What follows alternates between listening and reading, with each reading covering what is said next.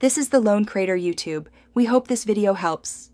You begin by opening numbers and picking a template or blank sheet so structure is ready. First, name the document and set units and date format because consistent inputs avoid errors later.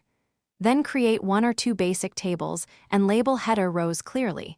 This makes referencing cells simpler. Once done, freeze header rows and set column widths that match expected data. Make sure to save immediately to iCloud or local storage so you don't lose changes. Next, expand your sheet by inserting columns and using the format sidebar to set data types. This ensures numbers, dates, and text behave correctly.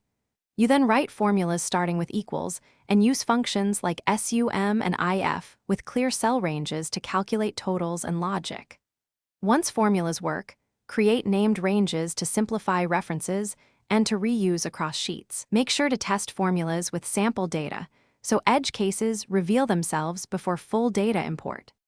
To finish, format tables, add charts and conditional formatting so your insights are visible at a glance.